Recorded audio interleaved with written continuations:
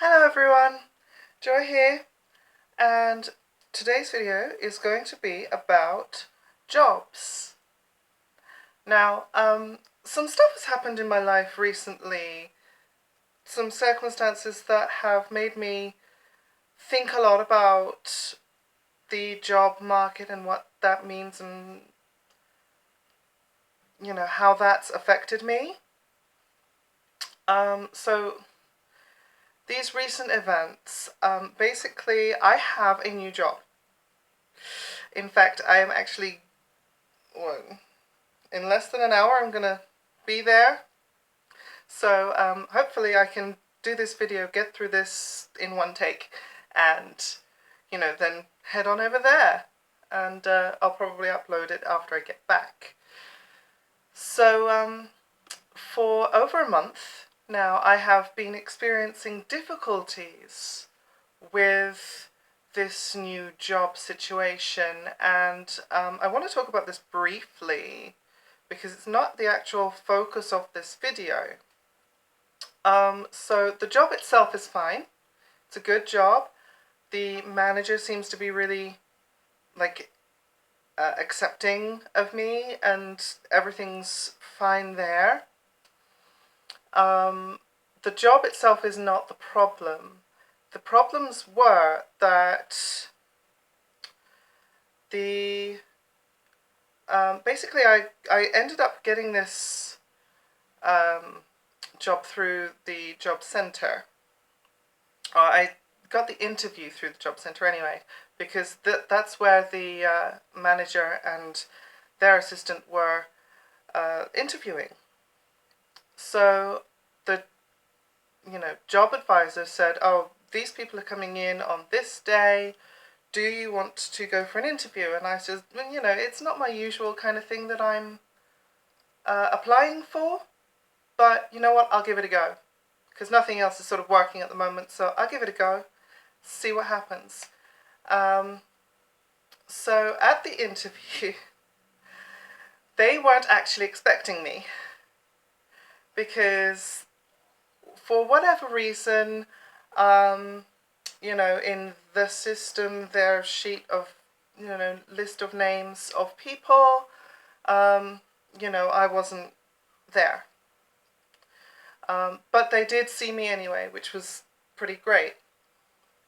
So, in the interview, I kind of, I did my thing. I answered the questions. I must have said something right, because they liked me enough to call back in a few days later and say, oh, we would like you to come in, can you start this time, this day? Yeah, sure, fine, whatever. Okay, bring your ID and, all of that stuff. So I did, and when I was in the middle of the enrolling process, that's when we hit our first, our big snag. Basically, I don't have, and it's stupid, it's just the stupidest thing, I don't have, or I didn't at the time have, the correct, adequate proof that I had the right to work in the UK. Yeah, that was an actual thing.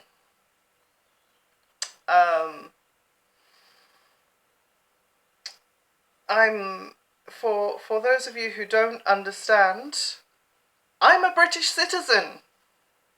I've lived here for my entire life in England, being as English pie, whatever that means. And I couldn't prove that I had the right to work in the UK. The proof that I had was, it was not enough. So I spent a month waiting.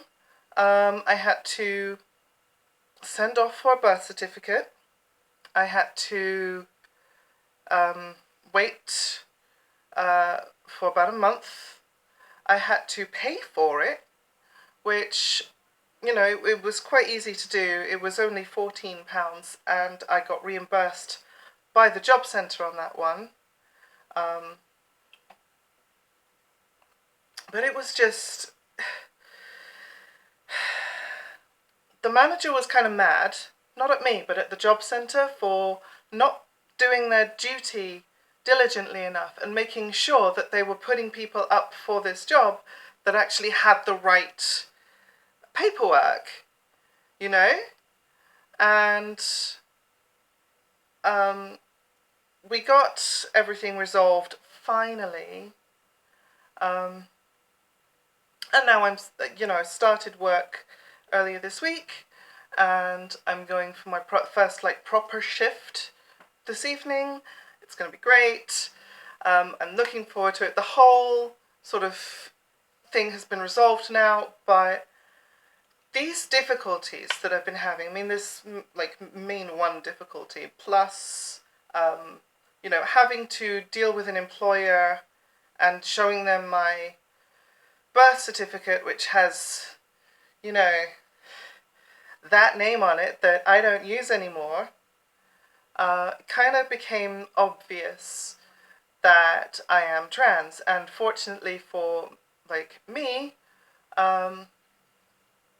the situation was fine in regards to that. You know, this manager is quite sort of clued up about equality, so that all worked out great.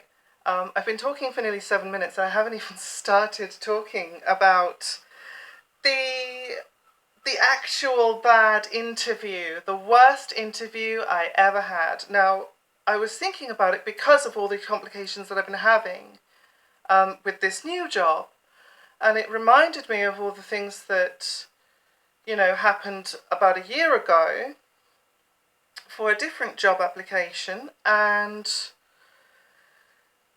you know, just stirred up those memories, and I wanted to talk about it in a YouTube video because I'm hoping that somebody can relate to this story, and I'm hoping that people will learn something from this story. And this was what not to do in an interview, basically. So here's the situation, here's the full story. So this was another company that went through the job centre. They wanted to hire some warehouse operatives and some, I believe it was HR people or something like that. Anyway, that's the position I was going for, the office kind of job role. Now, the company itself was very tight-lipped, very secretive. We weren't even given the name, just a vague location. Okay? And they arranged for all of us applicants to go on this 3-day course that was being held at a hotel in town. And we had to go to that hotel every day, use their meetings room, and then a week after that would be the actual interview. So, right from the beginning, it was a total disaster. It was the cringiest 3 days of my life, at least since I moved to Taunton. Right? So, the course itself was one of those really lame back-to-work skills, employability things. It was a crap fest. It was idle, busy work for the most part. Basically copying stuff from one textbook into another and kind of vaguely making it into your own words. It was shit. There was no thinking involved, which really pissed me off, because, I mean, I felt like it was meaningless. And I talked to some of the other people on this course, the other applicants for these jobs, and they a lot of them agreed. Some of them didn't. Some of them thought it was helpful and useful, and that's fine, but this was beyond my, like, beneath my capabilities. You know? So the course started with your average kind of maths and English test, which a 7-year-old could have done. And then came the team building exercise. The crappy icebreaker that everyone dreads because it's so fucking awful. Now, this company decided to have us do, like, make structures out of uncooked spaghetti and jelly babies. So, basically a room full of adults being treated like infants with, you know, bits of fucking food to play with. Like, how infantile is that? Really? Like, and,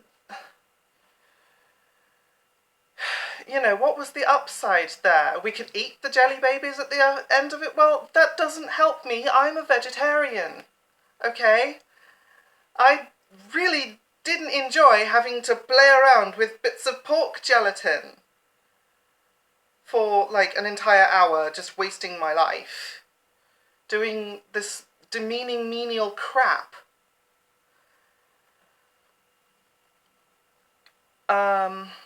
So there was a point when they asked for our details. Stuff like name, age, gender, ethnicity, and that sent up a bit of a red flag for me because legally they can't discriminate against these things, so why bother asking in the first place?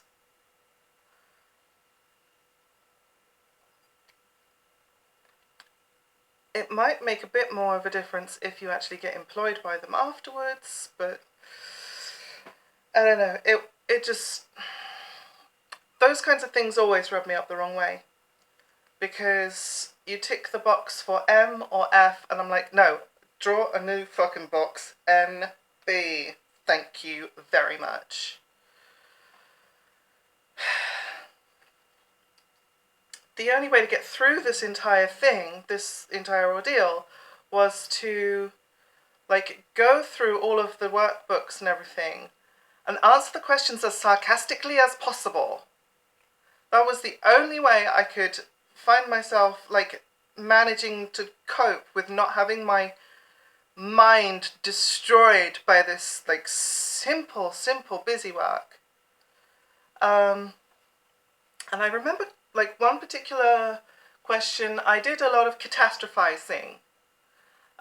They said, what are the negative repercussions of blah, blah, blah? And I'm like, well, you could do this, you could do that, customers won't like you, then your sales will go down, and your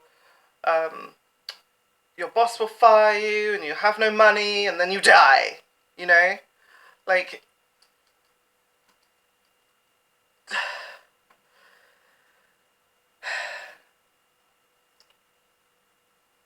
it wasn't that I went in with a bad attitude, it was that I was confronted with this situation that was so demeaning that it put me in a bad mood. It put me in a bad framework of mind. You know? By the mid-afternoon of the second day, I'd had enough. I asked to talk privately with the lecturer about basically the shitty quality of the work that we were doing, right? And I said, look, I don't think it's your fault, but this, you know, this course, the quality here of this course is rubbish. It's menial busy work, it's not really meaningful in any way, shape or form, it's not actually learning anything. I mean, I can barely remember what I did, because it was just copying stuff. And that whole icebreaker, like, team building thing was a bunch of crap. And this lecturer said that basically they knew. They knew it was rubbish. They knew it was crap. But their hands were tied by their sort of like upliners, their, above bosses who set this curriculum. And they said, like, look, you're free to complain, but don't expect anything to actually get done about it. They also told me that you're free to leave, but I said, well, no, I'm not going to leave, because if I don't do the 3 days, then I'm not going to be allowed to do the interview. And, I kind of need a job. So I was pretty much forced to stick it out for the rest of the 3 days. Just to be eligible for that interview part. So I talked with the other people about what they said, and most of them agreed with me that it was menial crap, but what you're going to do. There were a lot of people who just sort of got on with it and whatever. I remember there was this one Portuguese couple who got really super enthusiastic about the whole thing.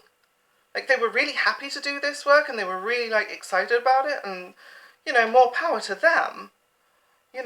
I just couldn't understand it. I couldn't understand how they could be so happy and excited about doing this course that was utter shit.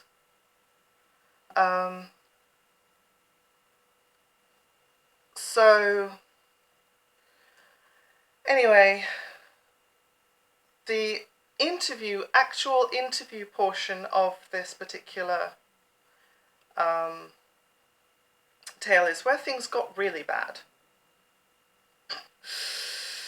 So the interviewer, this was not the same person as the lecturer, this was a different person. One by one we were brought in, and they tested everyone. They said, my name's such and such, and we have divisions in this town, and this city. And then at the end of the interview, no matter how well or badly you did, they still asked, oh, so what was my name again? And, oh, what were those 3 cities that I mentioned? I'm like, now, I think I got that right. I mean, the cities I definitely remembered. Their name was, it was kind of irrelevant, really. But I said, oh, I think it began with an L. It was Laura or Lauren or something like that. And she's like, It's like, she didn't even say, oh, yeah, that's right. It is Laura, or Lauren, or whatever. It's like, you fucking bitch, Like, at least treat me like a person rather than just someone you're testing. But on the other hand, she might not have appreciated what I did in the interview. Now, it was a pretty typical standard interview, with pretty standard interview questions like, where do you see yourself in 5 years? And why is your CV so full of holes? The usual crap I get. But then this person asked me the golden question, which is, what did you think about the course? So I let her have it. I said it in as polite a manner as was necessary for the circumstances. I didn't just say, oh, it was shit. I said, well, I was really unhappy about this. It was, the work was not meaningful enough. It was way too easy. It didn't feel challenging enough. It was not specific enough to this job, which is what I was expecting. It was very general. Very, very general. And then they said, if I could change anything, well, what would it be? And I said, well, for starters, that icebreaker thing, that team building exercise at the beginning, that was horrible. That was utter, menial busy work. I object on the grounds that I'm a vegetarian. I object on the grounds that I'm an adult, not an infant. And this is when the funny part starts, okay? You've been waiting 20 minutes for me to talk about the funny part. I gave an alternative suggestion, okay? I said that instead of doing what we did with the spaghetti, how about a social role deduction game that gets people talking? And this was in August, which means it was just after I had come back from London. And in London, I had played a game called Two Rooms and a Boom. So because it was fresh in my mind, I said that one. I said, well, how about, social role-playing deduction game like Two Rooms and a Boom? That's when I had to explain what Two Rooms and a Boom is, okay? So for those of you that don't know, it is a game that you split everyone into two teams, one team in one room, one team in the other room, and over the course of the game, everyone has hidden roles. One person is the president who needs to stay away from the terrorist. One person is the terrorist who needs to find the president or be in the same room as the president. And there are other various, roles and hidden people. Most of it's just blue team and red team, but there's also the doctor who helps the president, and there's the bomb maker who helps the terrorist. Anyway, I was sort of explaining about this, and this interviewer's ears really perked up when I said the word terrorist. So she started objecting to that on the grounds that, well, that's really politically bad, and, we shouldn't be encouraging people to blow other people up, and la la la. And I'm like, hang on a minute. I'm trying to explain that A, this is a game. Don't take it too seriously. And B, it's just an example of an icebreaker that I would use that doesn't suck. I'm pretty sure I didn't say that, but that's what I was, trying to get across to her, and she didn't want to hear it. That was pretty much the deal breaker when I said the word terrorist. So in future, anyone who's looking for a job, don't say the word terrorist, because apparently that's bad. But anyway, she took it completely the wrong way. It wasn't my intention to offend anyone. It wasn't my intention to try to promote terrorism. That's just not what was going on. Now look, I understand that they do have to think about, well, what if somebody is offended, and what if somebody is the victim of terrorism, or something like that.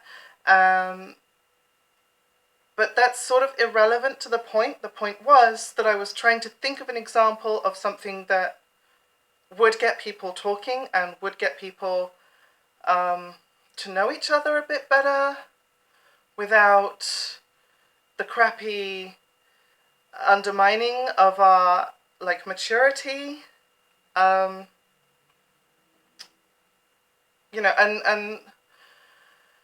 she just missed the point completely.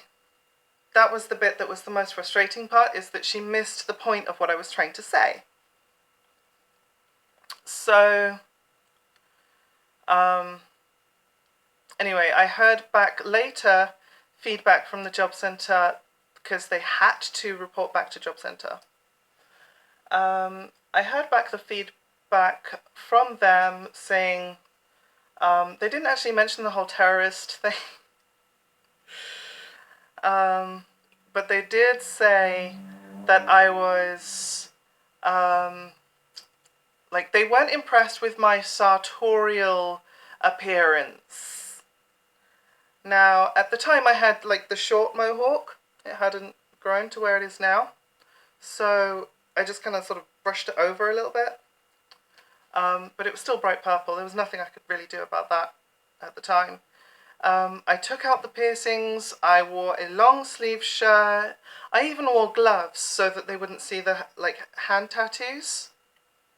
I did everything that you could do to like cover up the stuff and took out all of the metal, and you know, I just had like a plain purple long sleeve shirt, like a dark purple, with some black leggings.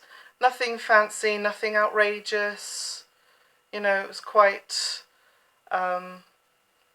smart, and they didn't like that. They objected to that, and then it's like, well, what the hell else do you want, you know? I did everything that I was supposed to do. But anyway, I'm glad I didn't get that job, because then it would have ended up being stuck in some menial fucking job where they think that sort of thing is valuable, and you know, it would have been really wrong for me, and I would have just been like in this stuck-up corporate douche fucking company, which, you know, thinking back on it, like, that's probably why they didn't reveal the company name, is they didn't want people to badmouth how crap the process was to apply. But anyway, that is the end of my story today. It has been a little bit of a long one, because there's been two different job application stories to sort of go through. But yeah, like, in future, if you took nothing else from this story, please don't say the word terrorist in an interview, because apparently that's, you know, they don't like that.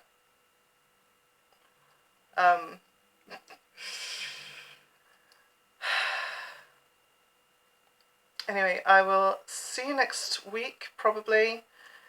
Take care. I've got to go to work. to the good job, the nice new job. So take care. Bye.